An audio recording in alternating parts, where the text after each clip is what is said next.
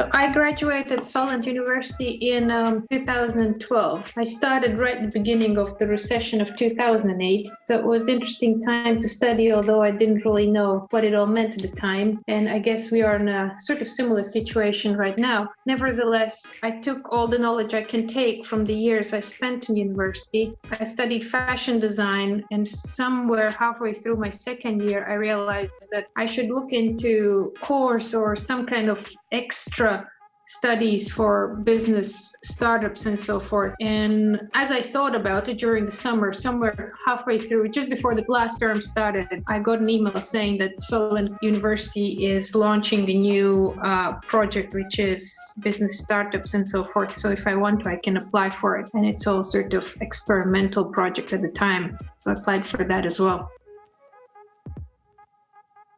I think there were a lot of decisions to make. Actually, I would consider myself reasonably unfortunate when I finished, because I had just got the startup funding from Solent Creatives, and I was all kind of, I had my plan, everything was in place. And then I think I graduated 11th of June, 17th of June was my birthday, and 26th of June, my dad suddenly died, and then my life just turned upside down. So I couldn't make any great decisions, and all my plans for the business just went out of the roof because it was not the priority anymore. I guess when somebody important passes away, you kind of make that promise that you will stick to what you originally were planning to do. And that would have been the only decision or the only motivator at the early days of my career, that I was like, I promised Dad, I said I'm going to do it, so I'm going to do it although he's not around anymore. Well, my mother took me to the store and said, well, do you really want to make all these clothes and so forth? Do you want to carry on with it?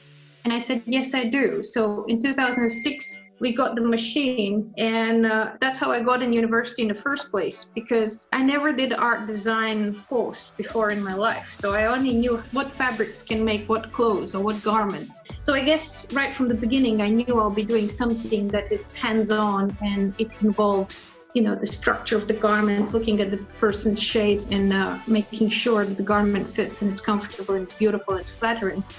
So I guess that was probably one of the decisions I had to make, that I had to stick with that little niche that I had discovered. And I was like, well, I guess I only love doing this. So let's find a way how I can sustain doing what I love the most out of all the different sort of jobs that you have in industry.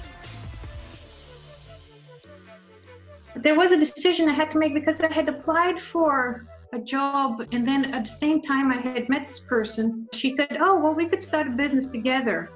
And I was like, oh, okay. And at the time I was just working in a clothes shop, in a high street retail store. And she's like, well, come with me. We're going to meet these people, find a store, and then, discuss the ideas and see if we can set up a business in Eton. And I was on the phone with the recruitment lady from Harrods, and she said, so you have never made mistakes and all your customers have been very happy so far with your alterations and all the things you have done for them? I said, yes. And even if there is a problem, you kind of redo it and make sure the garment fits the way they want it to fit. And she said, I'll be going forward to the next stage of the interview. And I was going into a meeting to see if I can start my own business. So next time she called me, she's like, are you sure you don't want to take this position? And that was a huge decision. And I often think of that moment when I had to make the decision, do I accept a job that I know I have a paycheck coming in and I could progress the career further? Or do I just go with this random person that I met and I know her only for like a few months, and just go and knock on door and say, oh, can we open a business in this empty shop space? And obviously I went for the more awkward one and got the shop space, and I was 24 and I had no idea what I'm doing. So I had some idea because I had Nikki and degree and, business, like brief instructions how to run a business or what it looks like. So somehow it worked out. And that was probably a decision that I will always remember, because I had to decide, do I want a stable paycheck or do I want to go for a roller coaster? Well, from my experience working in fashion design industry and getting to understand the global team, I would say there's always an opportunity, even if you are at home and trying to freelance. And there are aspects of business development that people can still carry out on a computer. You can put your skills and your young mindset or your brave mindset into offering your skills and your creative problem solving to companies that may want further development. Solent Creatives was extremely useful because you get people who are much older than you and they have been in a business and they know what they're talking about. So they will be very blunt and very direct. And, you know, as a young person, you think, well, this is not true, but it is. In any book you read or any person that has experience, they will tell you things and you better listen to it because it is true.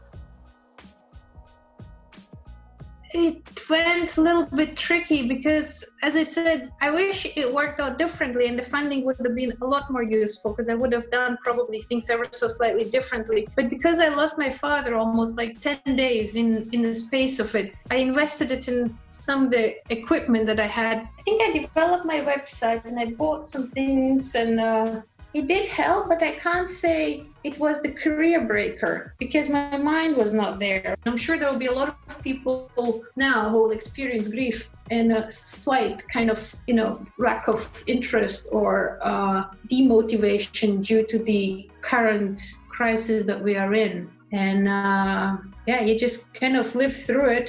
But if I remember it, no, I don't. So probably even after 2 months after COVID, I'll probably not gonna remember too much how exactly we got through it. You just get through it.